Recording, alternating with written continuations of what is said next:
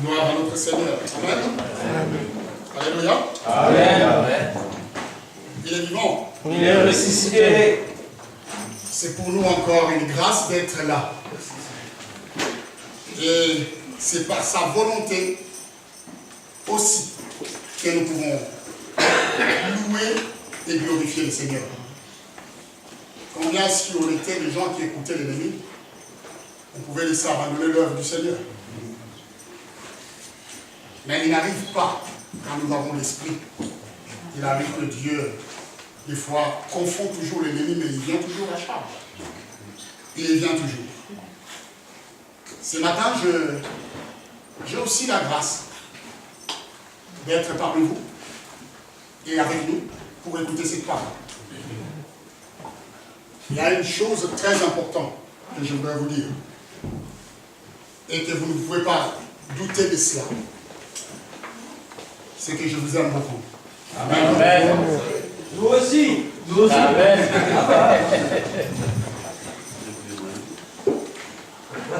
Ma vie tourne autour de vous, autour du Seigneur, mais surtout pour la responsabilité que Dieu m'a donnée pour chaque année. Et je crois que s'il faut que je fasse des sacrifices, je choisis toujours de privilégier les enfants de Dieu. Amen. De ma propre famille. Alléluia. Amen. Ce sera l'œuvre qui résonne dans le cœur de chaque serviteur. Les brebis. Ça va, Fiona? Est-ce que tu as entendu ce que j'ai dit tout à l'heure? Oui, oui. Moi aussi, je vous aime, pasteur. Ah, mais parce que je ne t'ai pas entendu répondre. Je l'étais un peu toute. Dimanche prochain, nous avons un baptême. Je vais voir avec le pasteur Mario pour qu'on puisse mettre déjà la piscine. Il y a le frère Raphaël qui est là, qui va se baptiser. La sœur Mégane qui n'est pas là. Et la sœur Lucienne. Le baptême est encore ouvert pour ceux et celles qui n'ont pas encore été baptisés. Il est temps de venir me voir et qu'ils puissent participer en cela. Je dis qu'ils ont choisi une journée exceptionnelle. Mais je crois que Dieu, dans sa volonté, il voudrait que tous ceux qui croient en Jésus-Christ soient baptisés. Au nom du Père, du Fils et du Saint-Esprit. Amen. Hein? Amen. Donc dimanche, nous ferons tout notre possible pour finir le culte à 11h30 et qu'on prenne les baptêmes. Parce qu'il y a aussi un appel pour tous les responsables des églises. Comme on avait un projet de faire un culte à commun à l'église de ZDD. Et cela ne se fait pas parce que la salle qui devrait nous louer a eu un petit problème. Donc, ils ont convoqué tous les responsables des églises. On est 6 églises pour aller manger ensemble à midi. Là-bas, que chacun puisse rapporter comme quelque chose pour qu'on mette ensemble. Et lundi, à 15h, nous aurons le culte à l'église, la pierre précieuse, chez le pasteur Boukabele, pour prier. Il faut que les églises s'unissent. Aujourd'hui, l'importance se révèle.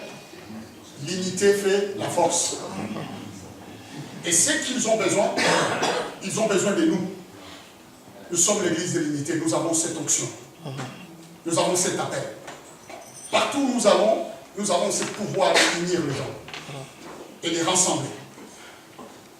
Alors, parce que l'église doit s'unir, la branche même de l'unité de l'esprit qui fait partie de notre appel doivent être dans cet endroit-là pour que Dieu puisse s'appuyer. Alléluia.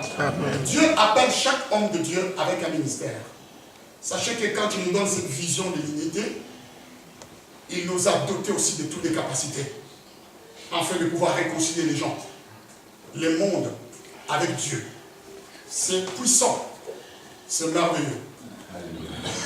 Et cela se passe, c'est férié, c'est lundi, à l'église La Pierre Précieuse, Chez Moukabélé, l'adresse, je n'ai pas, je vous communiquerai. Rue des Balles. Rue des Balles. Je donnerai l'adresse. Donc voilà cette bonne nouvelle. J'aimerais que nous lisons un verset. Et pour cela, nous n'allons pas oublier les bonnes habitudes. Nous nous levons pour ce premier verset. Matthieu chapitre 24, verset 45.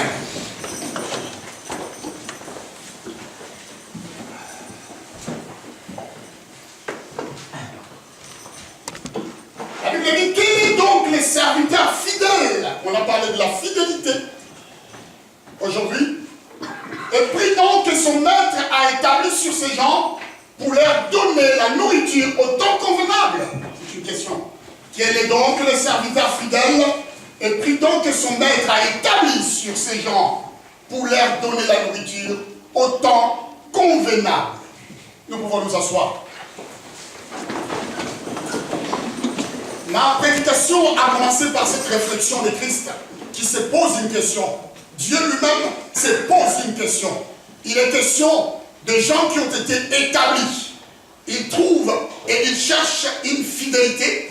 Parmi ses serviteurs, il est question des gens établis pour régner, des gens établis pour conduire un peuple, les responsables, les gens établis pour donner une orientation. La Bible dit, quel est donc, c'est le serviteur fidèle et prudent. Il attire l'attention sur la prudence et sur la fidélité que son maître a établi sur les gens pour leur donner la nourriture au temps convenable.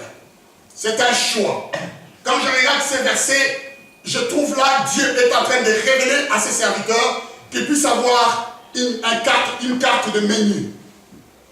Vous savez, quand vous allez au restaurant, il y a toujours un menu du jour. Alléluia. Et encore aujourd'hui. Notre pasteur Mario sait parce que les restaurants, c'est lui qui m'a fait beaucoup découvrir. Mais il a laissé un peu de régime ces derniers temps. Il ne m'invite plus de restaurants. Je commence à oublier les menus. Hein? T'as suivi? Ah ben d'accord.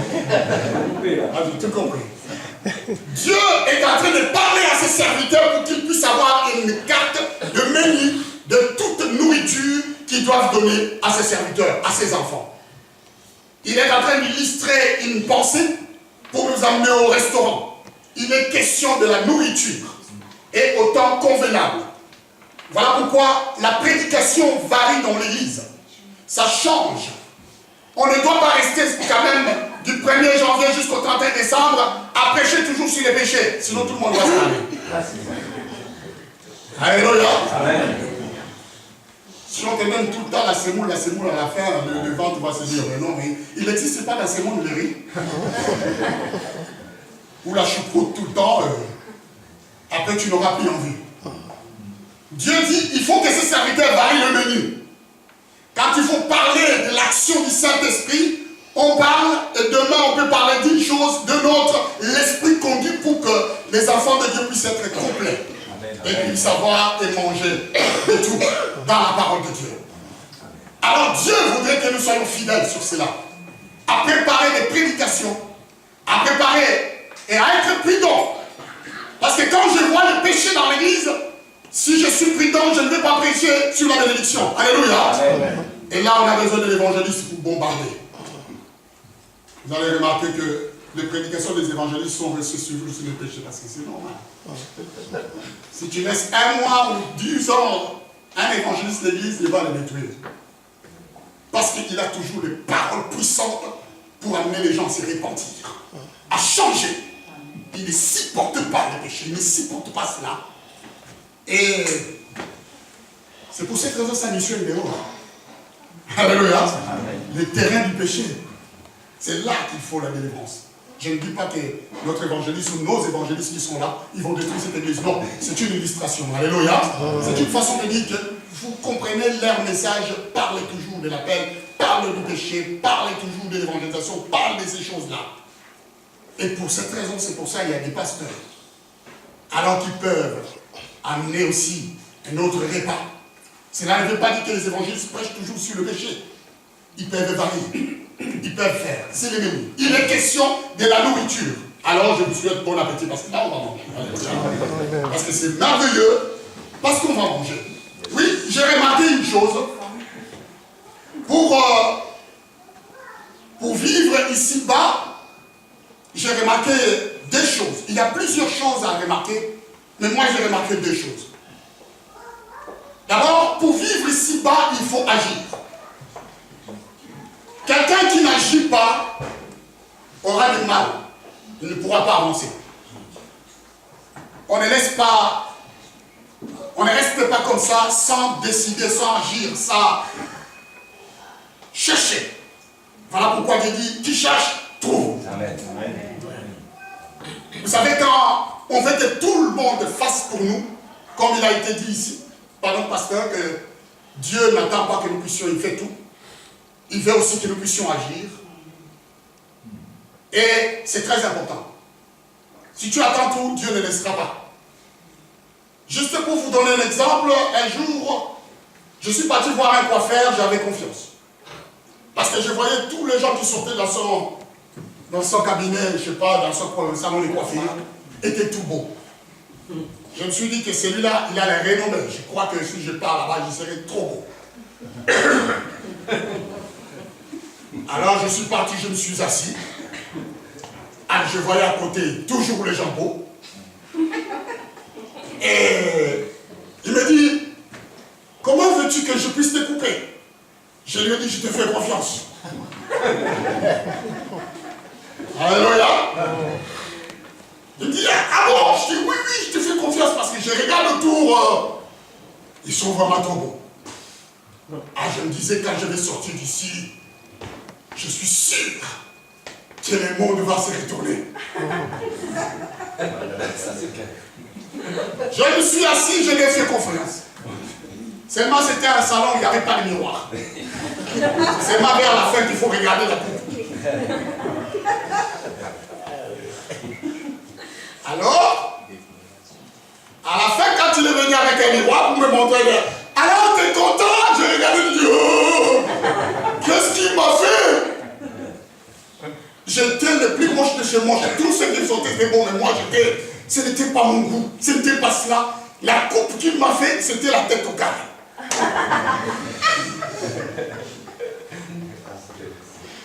Je me suis dit, ah, il a fallu que j'agisse moi-même pour lui donner comment j'aime, qu'on me coiffe. Comme je lui avais rien dit. Et il a choisi de faire comme lui. Mais comme il a fait comme lui, il s'est passé que je suis sorti avec la tête au carré. Il a fallu que j'économise les cheveux. Je n'ai pas l'habitude de mettre une casquette. Mais tout le monde qui me regarde dit, ah, ça a changé, hein?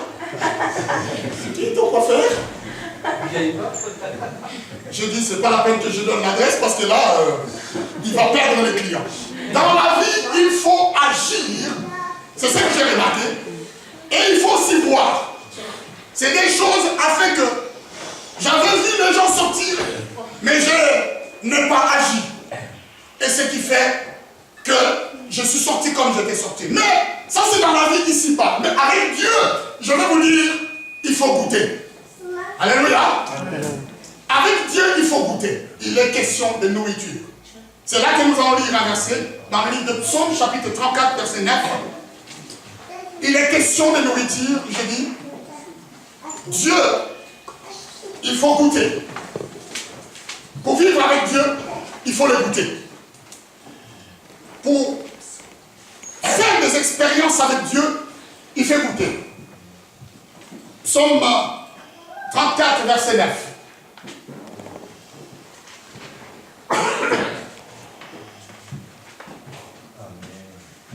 On est en verset 10 là.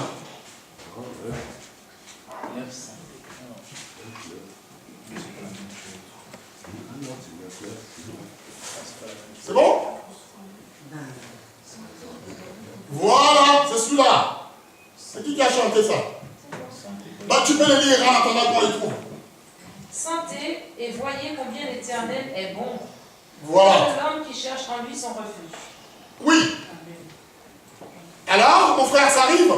Il y a une autre version? Il y a une version qui dit Goûtez et voyez combien l'Éternel est bon. Et un homme qui cherche en lui son refuge. Le verbe est sentir, ou ce qui est défini comme goûter. La personne qui a expérimenté, il a donné deux choses. Ici, je vais remplacer par goûter et voir. Goûtez et voyez combien l'Éternel est bon. Bien-aimé, dans la vie de tous les jours, ce qu'il faut faire en premier, c'est de goûter la grâce de Dieu, de sentir. La vie sur cette terre est faite de ses serviteurs, c'est de pouvoir goûter. Il y a plusieurs façons de goûter. Une nourriture pour qu'on puisse le savourer, pour le pouvoir dire que c'est bon, il faut d'abord le goûter. Si on n'a pas goûté quelque chose, on ne dira pas que c'est bon. Et même si on vous invite dans un endroit où les repas paraissent comme si ce n'était pas sérieux, mais la vérité se sentira dans la bouche. Quand vous mettez, c'est là. Et c'est là que vous allez sentir si réellement la nourriture est bonne. Alléluia. Il y a aussi plusieurs façons de goûter. Il y a des choses qui ne se goûtent pas. Comme par exemple, si vous allez dans un magasin pour acheter un vêtement, ils ont mis des cabines d'essayage. Il y a une façon, pour que vous sachiez que cet habit vous va, il faut essayer. Pour que vous voyez si ça colle avec votre ligne, les lignes de votre corps. C'est une autre façon de goûter. Mais seulement là-bas, c'est essayer. Alléluia. Parce qu'un habit, on ne peut pas le tester avec la bouche, mais on l'essaie. La Bible dit, sentez et voyez combien l'Éternel est bon. La personne qui exprime ici, il venait ou il a fait des expériences jusqu'au moment où il doit exprimer cette parole pour dire aux autres personnes, goûtez et voyez. D'abord, il faut goûter l'Éternel et ensuite voir que combien l'Éternel est bon. Et l'homme qui cherche en lui son refuge. Oh, je disais qu'il était question de nourriture. Il était question que nous puissions goûter Dieu. Quand on goûte Dieu, on sait qu'il est bon. Mais quand on n'a jamais goûté Dieu, on ne saura jamais si c'est bon. Il y a des personnes qui sont spécialistes, par exemple, de menus, de repas. Quand tu te parles des repas, ils vont te parler comme s'ils ont déjà goûté. Mais parce qu'ils ont entendu parler de tel repas et tel ceci. Mais à partir du moment où tu n'as jamais goûté, tu ne peux pas donner une définition. Alléluia. Amen. Mais quand tu goûtes quelque chose, c'est là que toi-même, par tes propres moyens, par tes propres... par toi-même, tu vas donner une opinion par rapport à ce que tu as goûté. Et là, tu diras si c'est bon ou si c'est pas bon. La parole de Dieu est bon. Alléluia. Amen. Elle est merveilleuse. La nourriture que Dieu nous donne est bon. Il faut chercher à les goûter. Comme il a été dit, tous les jours, lire la parole de Dieu. Alléluia. Et quand on goûte la parole, c'est là qu'on va découvrir les côtés bons de cette parole. Et même si tout de suite, on ne les voit pas d'abord, mais même là, on découvrira les côtés merveilleux de cet homme qui a exprimé en disant, et l'homme qui cherche à lui son refuge. Oh bien-aimé, il est vraiment agréable. Notre Dieu. Amen. Quand on l'a goûté, on ne se retient plus. Amen. Amen. Hein? Amen. Un jour, Laurence m'amène son tiramisu parce que il est trop bon. Partout où on prépare les tiramisu. Moi, j'ai remarqué que la femme de notre pasteur Mario, déjà je précise, ne passez pas des commandes parce que la seule personne qui doit passer les commandes, c'est moi. Après, vous allez passer là-bas. Ah, on nous a parlé, hein? Est-ce qu'il y a moyen? Non. C'est moi qui dois manger son tiramisu. Après, je vous dirai si c'est bon ou c'est pas bon. Alléluia. Amen. Est-ce qu'on peut acclamer le Seigneur?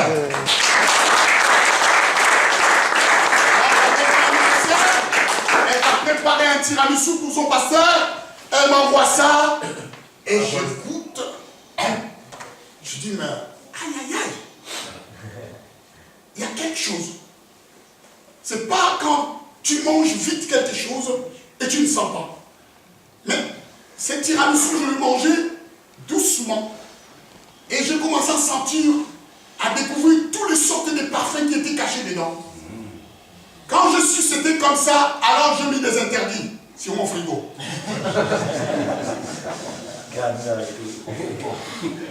J'ai dit à mes enfants, les premiers qui touchent à ces tiramisu, Je tire dessus. il va finir comme Esaü. Attention, ça c'est réservé. Alors tout le monde me regardait comme ça, manger et savourer. Et je leur donnais un tout petit peu comme je voulais. Mais j'étais content parce que moi j'avais conservé quelque chose pour moi-même. Et c'est cela qui a fait beaucoup de traditions chez nous. Les hommes, les vieux hommes, mon père me disait, quand la viande était bonne, la nourriture était bonne, ils interdisaient les femmes pour manger. Alors ils mettaient des lois dessus, ils disaient, si tu manges ça, il va t'arriver ça. Ils mettaient des sortilèges. Mais ils avaient tous les droits, elles avaient le droit de préparer cette nourriture. Mais même pas de goûter la sauce.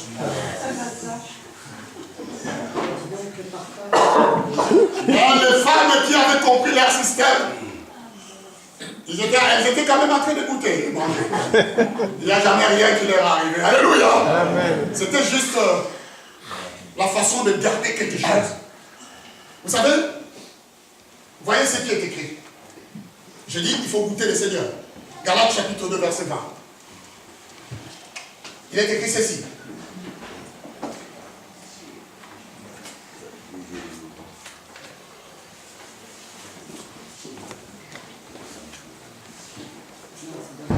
Galates chapitre 2 et le verset 20.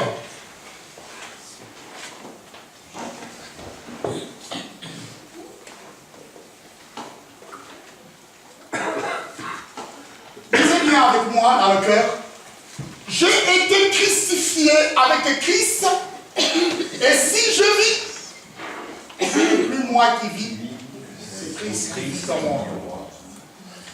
Et je vis maintenant dans la chair, je vis dans la foi au Fils de Dieu, qui m'a aimé et qui s'est livré lui-même pour moi.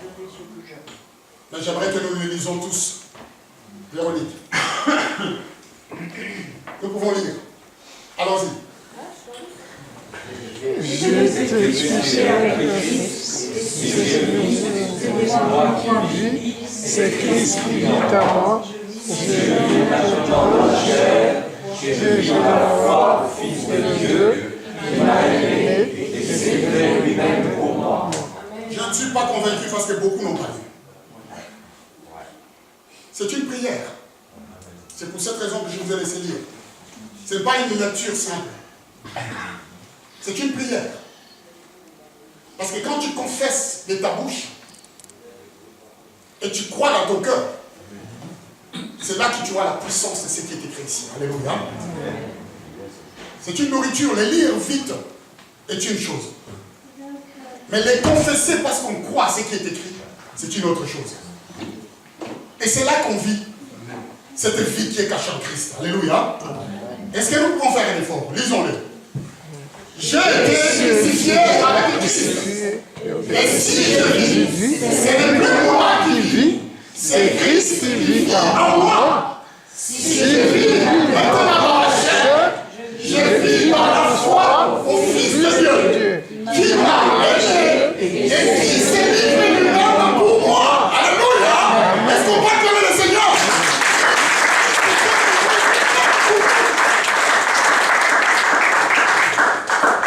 Quand je lis une telle parole, je comprends une chose. L'apôtre Paul nous donne sa propre définition de la vie d'un chrétien, de cette nourriture. Vous allez comprendre, c'est de lui qu'on va parler ce matin. J'ai dit ceci, goûtez et voyez combien l'Éternel est bon. Mais pour goûter, il faut déjà qu'on te présente ce Dieu-là. Et quand on a goûté, c'est là qu'on va faire des expériences pour comprendre combien il est bon. Et même quand on parle que c'est bon, moi je fais des expériences, il y a des personnes qui préparent beaucoup il est question de nourriture, ils épicent beaucoup la nourriture. Quand tu vas manger, peut-être la première fois quand tu manges, tu vas sentir qu'il y a beaucoup de plus, tu ne vas pas les supporter. Mais eux, ils disent que c'est bon. Alléluia. Dans la bonté de Dieu, il y a aussi son côté épreuve. Ce côté où il nous épreuve aussi. Il nous teste. Et il y a ces côtés-là. L'apôtre Paul va donner sa propre définition sur la vie qui nous concerne. Là, il n'exprime pas ici quelque chose de spécial, ni de particulier. Mais il présente la pensée de Dieu. Cette même pensée qui est présentée ici devant vous, que vous allez tous confesser. Oh bien-aimé. Pour nous, cette pensée, nous pouvons le dire de cette sorte. Ce n'est plus moi qui vis, mais c'est Christ qui vit sa vie en moi. Regardez, je ne vis plus moi-même. Il dit, ce n'est plus moi qui vis, c'est Christ qui vit sa vie en moi. Oui, bien-aimé, si Christ vit sa vie en nous, et que nous avons cessé d'exister, sachez que si je suis malade, Christ va s'en occuper. Alléluia. Amen. C'est le changement total d'identité de la personne. Ton corps malade est occupé par quelqu'un qui a la guérison avec lui. Ton corps meurtri est occupé par quelqu'un qui s'est soulagé les peines et les fardeaux.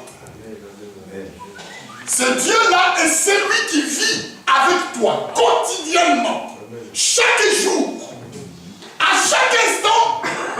Cette pensée répond à tous les problèmes de l'homme. Quand Paul a dit cela, il a dit que Dieu avait donné la réponse à tous les problèmes qui concernent l'homme dans sa vie. Et ce problème la solution est révélée sur ces phrases. Voilà pourquoi je dis que Paul a révélé la pensée même de Dieu. Que si nous vivons, pas de nous-mêmes, mais nous laissons vivre Christ dans notre vie, nous aurons moins de problèmes que nous croyons. Alléluia. Et maintenant même que ce problème viendra, parce que ça doit venir, j'ai quelqu'un qui s'en charge. Pour moi. Parce que, qu'est-ce qui se passe?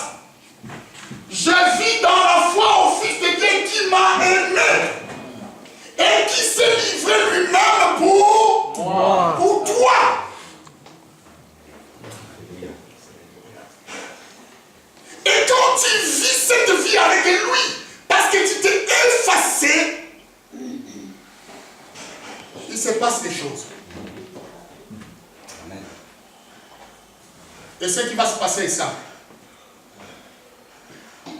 Et tu diras chaque fois, problème vient, et je ferai de toi mon marchepied. Maladie vient, et je ferai de toi mon marchepied. Crise vient, et je ferai de toi mon marchepied. Parce que qui fait des choses de marchepied? C'est celui qui vit en toi. Alléluia. Amen. Dieu n'a-t-il pas dit?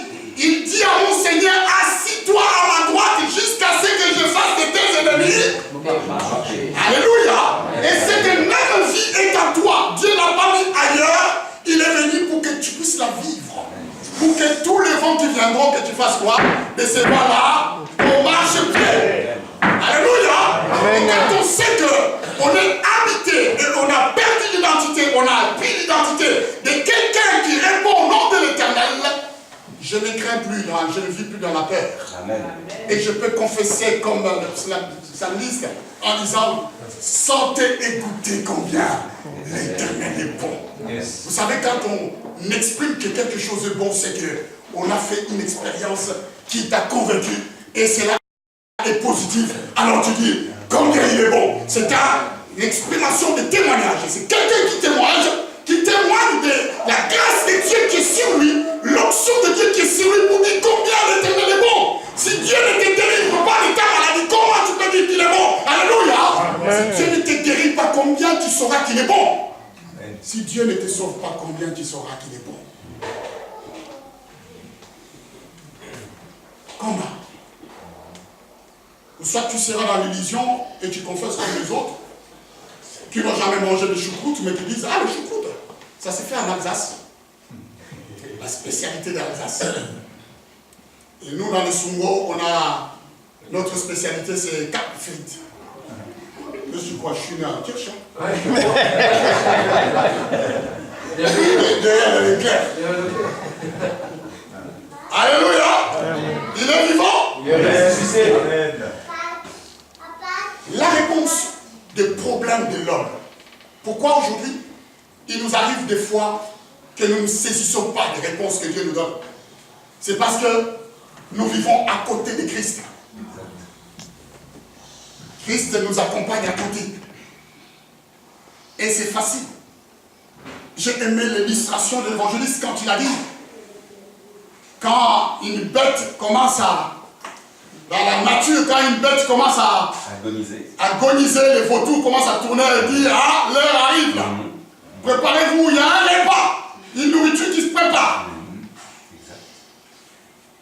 Mais je te dis une chose, si ce n'est plus toi qui vis, et si c'est vraiment Christ qui vit en toi, tu ne sentiras même pas que tu étais malade.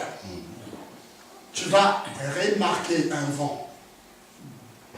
Et quand tu vas te rappeler, tu dis, ah, c'est passé. Il y a quoi? Ah non, tu te malade. Ah, c'est passé. Parce que c'est lui qui vit en nous est plus fort que celui dans le monde. que celui qui vit dans le monde. Et sa puissance au-dessus de toute puissance du monde. Rien ne peut s'opposer à lui.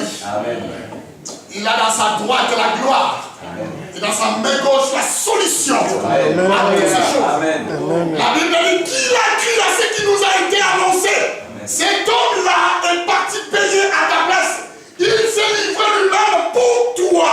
Et voilà pourquoi nous pouvons nous exprimer sans témoigner combien l'Éternel est bon.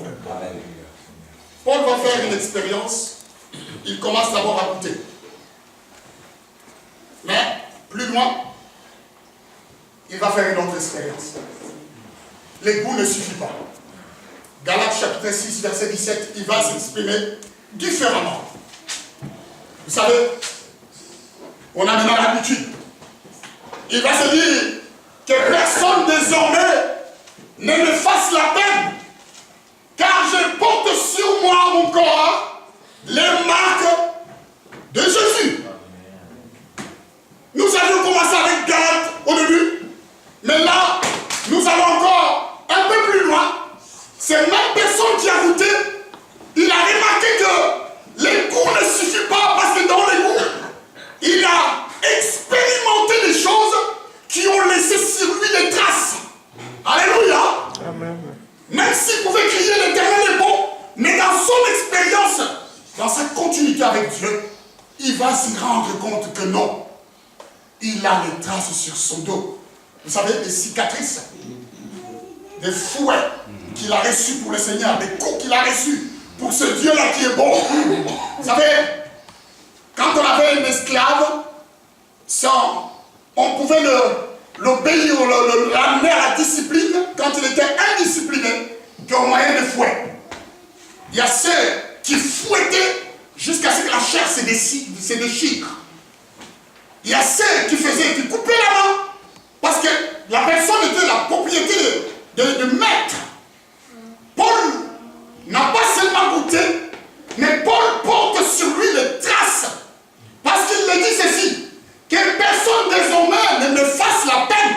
Qui peut venir me faire quelque chose en sachant bien que sur mon corps, je porte la marque de Christ. Alléluia. Amen. Alléluia. Amen.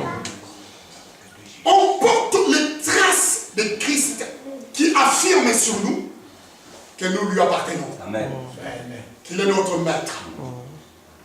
Sache que quand un vent vient tourmenter ta vie, ce vent-là sait que tu appartiens à Christ.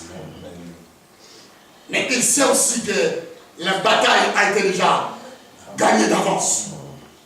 Mais la seule chose que le diable ne sait pas, la seule chose que le diable fait, il sait aussi si tu sais. Il sait aussi si tu ne sais pas.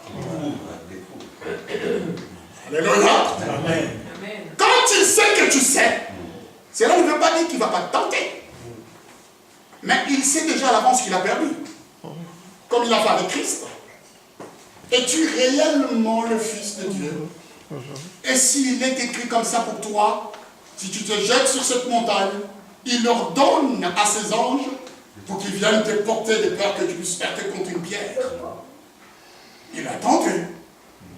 Mais il avait oublié que celui à qui il parlait, son nom s'appelait la parole de Dieu. Alléluia. Écoutez et sentez combien l'Éternel est bon. La parole de Dieu lui-même. Quand Dieu parle et c'est Christ, Amen. il va lui ramener à la réalité en disant, il est écrit aussi que tu ne tenteras pas ton Dieu. Alléluia. Amen. Le diable sait si tu sais que c'est Christ qui vit en toi ou ce n'est pas Christ qui vit en toi. Et quand tu sais que ce n'est plus toi qui vis, c'est Christ qui vit en toi, alors là il fera son chemin. Parce qu'il sait que les batailles, il a perdu déjà. Amen. Mais s'il sait que toi tu ne sais pas que Christ vit en toi, ce sera les vautours autour qui vont rôder en te disant, ah, voilà, si tu es ceci, tu n'as pas gêné, tu n'as pas prié, tu n'as pas fait ceci, ta prière ne sera pas correcte, ainsi de suite. Mais quand je sais que c'est Christ qui fait son expérience dans ma vie, il suffit que je prie une seule fois, l'effet de ma prière va aller de génération en génération. Alléluia. Amen. Qu'est-ce que les prières que Christ a fait? Pour ressusciter Lazare, il a fait quoi?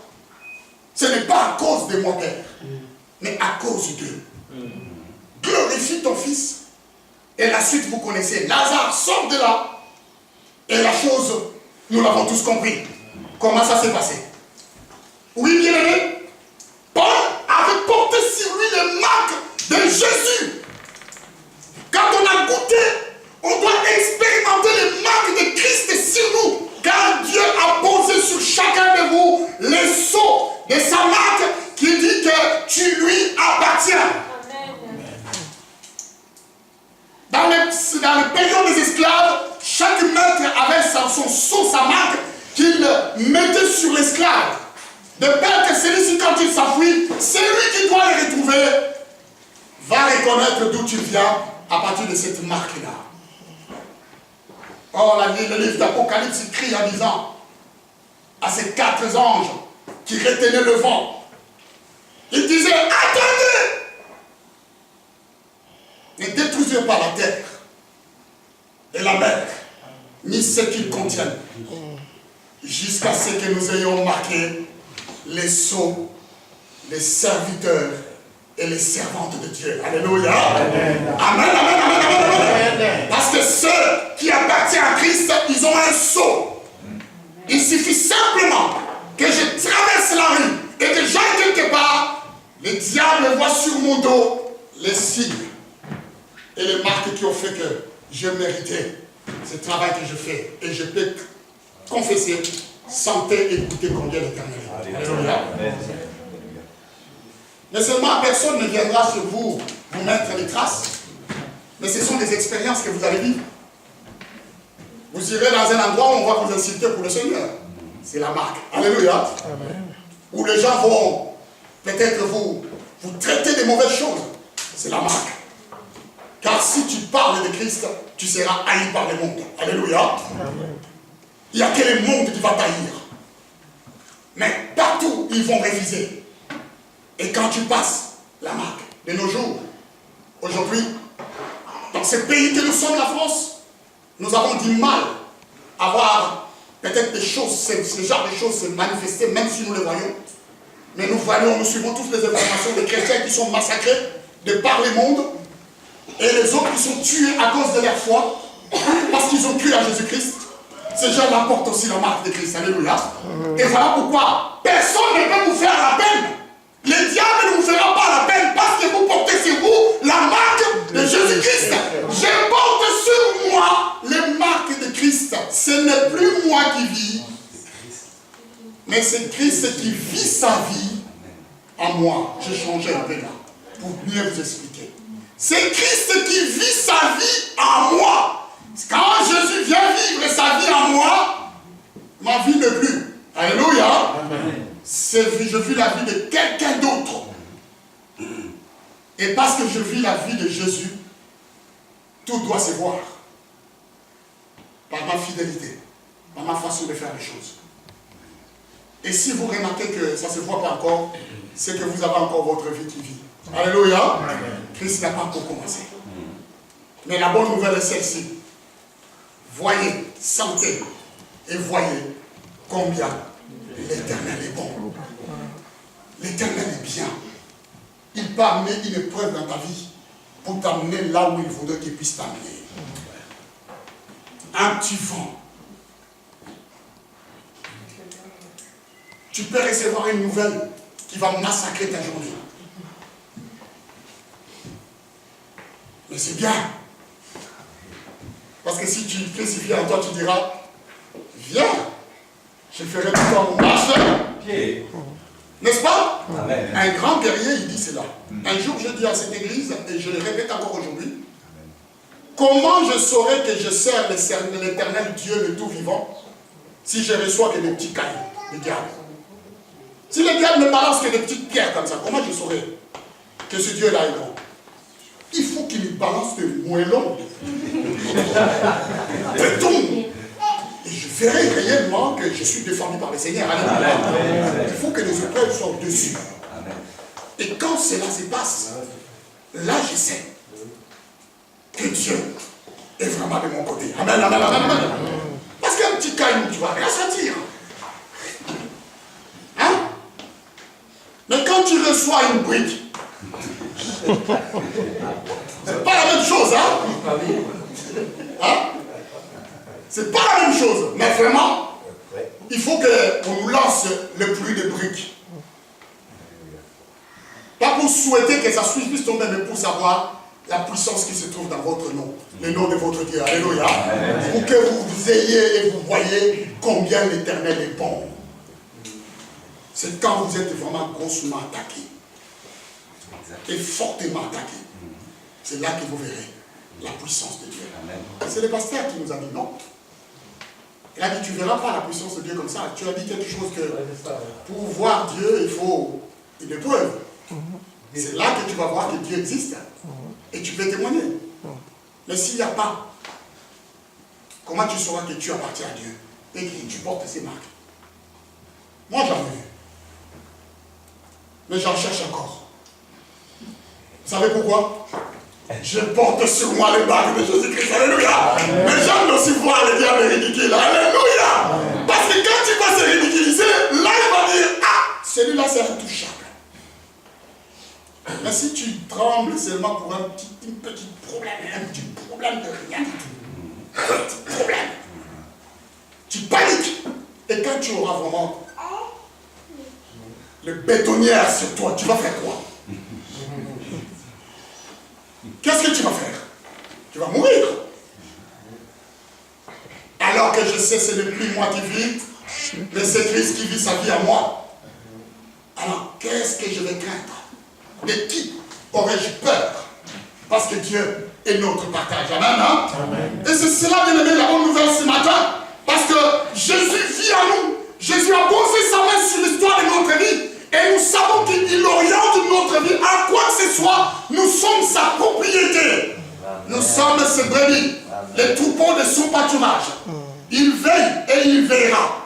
Que tu gênes ou que tu ne gênes pas. Que tu pries, que tu ne pries pas. Lorsque tu portes la marque de Jésus-Christ, il te connaît. Alléluia. Amen. Et son esprit, quand il arrive les choses, te permettra et Dieu te dira, mets-toi à part et gêne. Alléluia. Mets-toi à part et prie. Et là alors que tu vas prier, parce que Dieu t'a ordonné.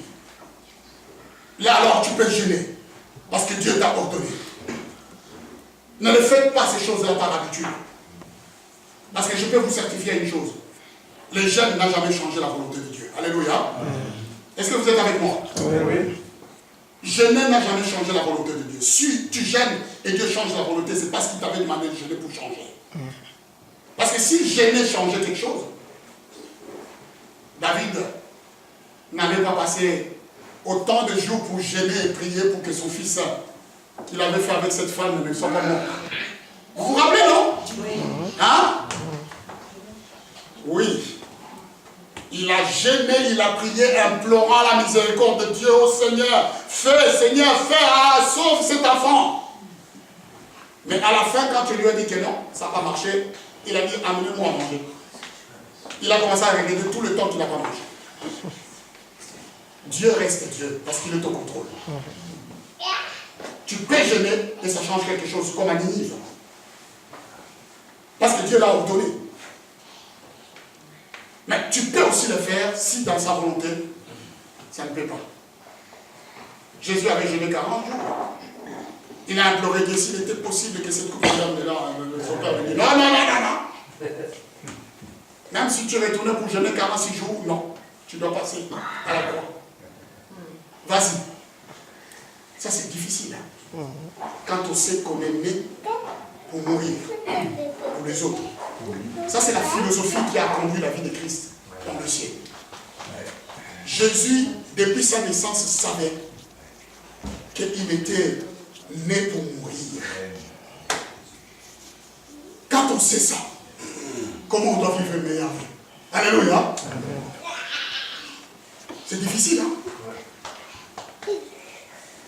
Quand le médecin vous dit, c'est ceux qui sont malades, ou atteints de quelques faiblesses, il vous dit, ah, il vous reste quelques jours.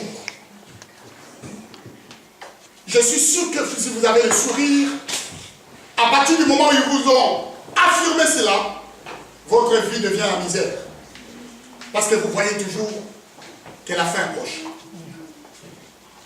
Mais ce n'est pas cela notre Dieu. Alléluia. Notre Dieu est le début du commencement de toutes choses. Amen, amen. Vous savez, des fois, il faut que les choses puissent pourrir pour que Dieu refasse. Qu'il fasse naître d'autres choses. De nouvelles choses. Parce que la Bible dit, c'est lui qui bâtit sur des anciennes ruines. Il arrive qu'il nous amène dans ces expériences pour que nous ayons et nous puissions dire l'Éternel est bon. Vous savez, Paul a vu cela et quand il est parti à l'Éphèse, il va commencer, vous allez voir que le livre de Galates finit et ce livre qui suit après, Paul va exprimer autre chose parce que là il a vu, il a goûté, il a vu combien il a goûté, maintenant il va voir et il va prier pour que l'église aussi puisse se voir. C'est que lui il a vu. Ephésiens chapitre 1, verset 3. Qu'est-ce qui est écrit? C'est là qu'on s'arrête. Ephésiens chapitre 1, verset 3. Béni soit le Père. Voyez comment il a commencé sa prière. C'est juste à côté. Béni soit le Père de notre Seigneur Jésus-Christ qui nous a bénis de toutes les bénédictions spirituelles dans le lieu céleste en Christ. C'est gars a vu des bénédictions, mais il n'a pas vu seulement des bénédictions, toutes sortes de bénédictions. Mais quand il a vu, il avait goûté Christ. Jusqu'à ce qu'il confesse, ce n'est plus moi qui vis, c'est Christ qui vit en moi. Maintenant, il a vu la grâce qui était dans celui qui vivait en lui. Il va affirmer en disant, en lui, en Christ, Dieu nous a bénis de toutes les bénédictions spirituelles. Maintenant, il commence à voir ces bénédictions. Il va les voir. Et pour confirmer, il dit, dans le lieu céleste en Christ. Donc Dieu n'est pas limité, comme a dit notre pasteur. Alléluia. Amen. Il ne se limite pas, il est éternel. Dans l'éternité. Et c'est la suite. Mais c'est pas toutes sortes de bénédictions. On arrive des fois à limiter Dieu. On limite Dieu. Parce que pour une bénédiction, les gens voient seulement il faut avoir une belle voiture, avoir une maison, avoir une belle femme, avoir mis à côté dans l'épargne quelques sous, avoir fait, je ne sais pas, la promesse de l'héritage chez le notaire, hein, chez le notaire, hein. Avoir, ça c'est limiter Dieu. Les bénédictions, c'est pas cela. Alléluia. Mais les bénédictions, si tu te contactes de cela, Dieu rigole. Il va se dire, mais tout cela passera. Le monde et tout ce qui rafole passera. Mais ce qui reste éternel, c'est ce qui est dans le Dieu céleste. Alléluia. Et c'est là où nous nous trouvons, en Jésus-Christ. Parce que cette bénédiction est dans sa droite. La Bible dit, il est assis à la droite du Père. Et Christ est là. Il va voir cela et il va les confirmer. Versets 17 à 18, s'il te plaît, dans le même chapitre. 17 à 18.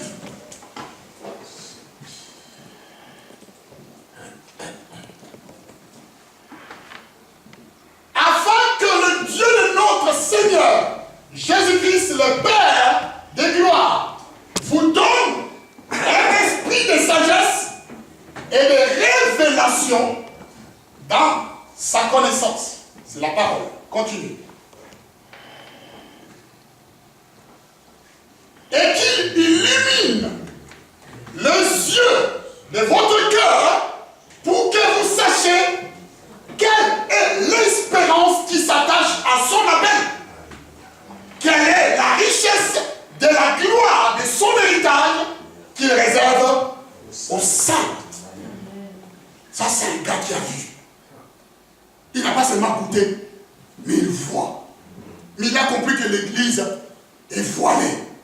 Et il va prier pour que Dieu illumine les yeux du cœur de chaque personne qui confesse Jésus-Christ pour qu'il sache qu'il y a de l'espérance qui s'attache à son appel. Alléluia. Amen. Dieu t'a appelé, Véronique. Dieu t'a appelé, chacun de vous. Parce que Dieu t'appelle, il a préparé des richesses qui est attachées à ton appel. Et tu dois voir cela. Dieu, tu n'es pas venu en vain. Si Dieu t'appelle aujourd'hui que tu tombes malade demain, sache que tout le contrôle est entre ses mains. Alléluia. Amen. Dans son appel, il avait prévu ça. Donc comme il avait prévu, ça fait partie de ton quotidien. Ce n'est pas un souci pour lui, et ce ne sera pas non plus un souci pour toi. Alléluia. Parce que Dieu t'a appelé. Et tant que Dieu n'a pas fait ce qu'il a envie de faire avec toi, tu continueras de vivre. Même si tu serais malade. Alléluia. Amen. Et même si ça n'ira pas dans ta vie, tu continueras de vivre. Parce qu'il y a un appel. À moins que l'appel finisse. Mais celui que Dieu a promis quelque chose ne pourra jamais mourir. Gloire à notre Dieu. Je croyais que vous avez acclamé.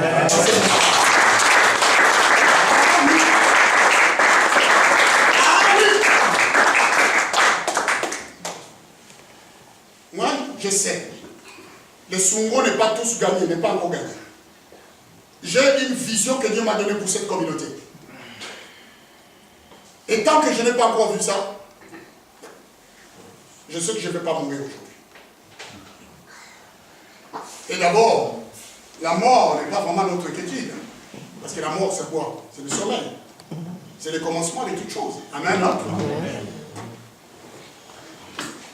Je dis un jour au Seigneur, je le répète, notre sœur, la doyenne Erika était malade, elle ne pouvait pas marcher.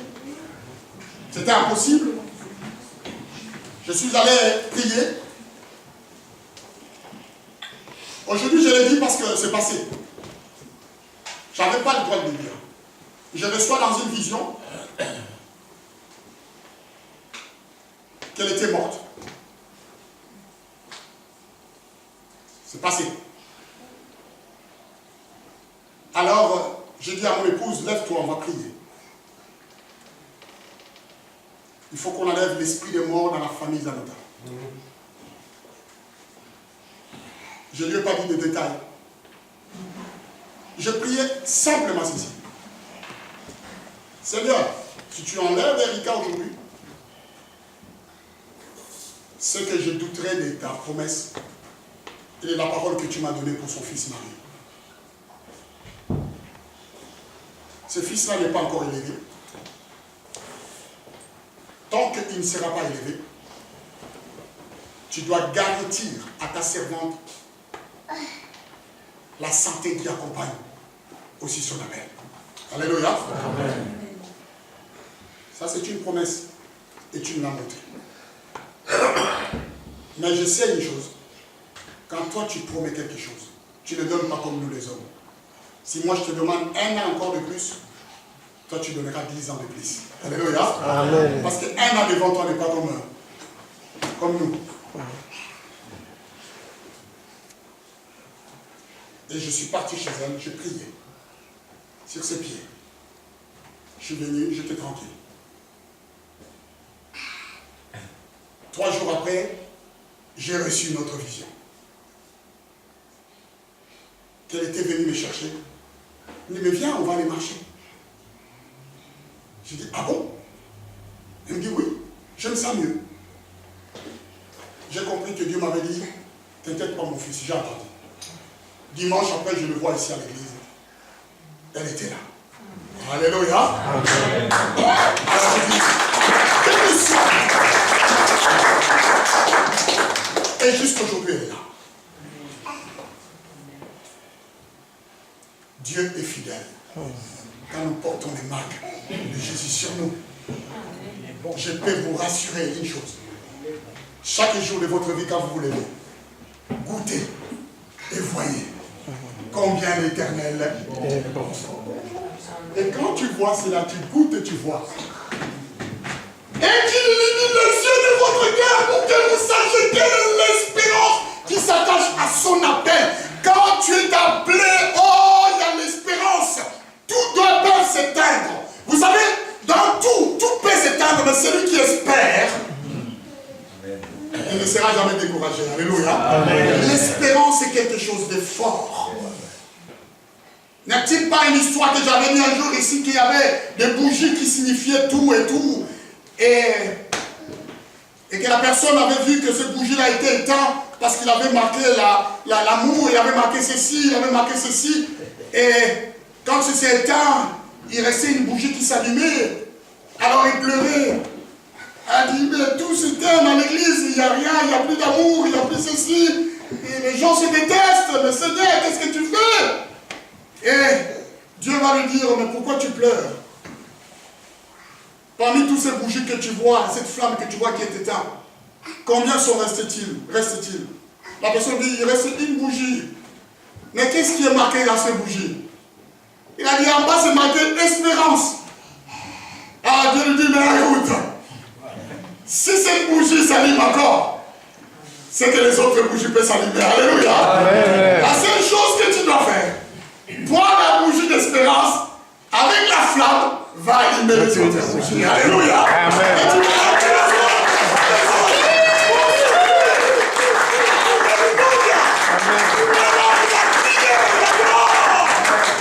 Oh Seigneur, oui c'est vrai. J'avais pas pensé que je pouvais prendre cette bougie et allumer les autres bougies. Alléluia. Amen. Moi je pleurais sur l'église qui meurt. Mais Dieu dit, quand il y a de l'espérance, ils vivront. Alléluia. L'espérance peut allumer la flamme de l'amour qui s'éteint dans le cœur des gens, même de la foi. Voilà pourquoi Paul va dire qu'il illumine les yeux de votre cœur pour commencer à voir, pas seulement goûter, mais voir combien l'Éternel est bon. Alléluia.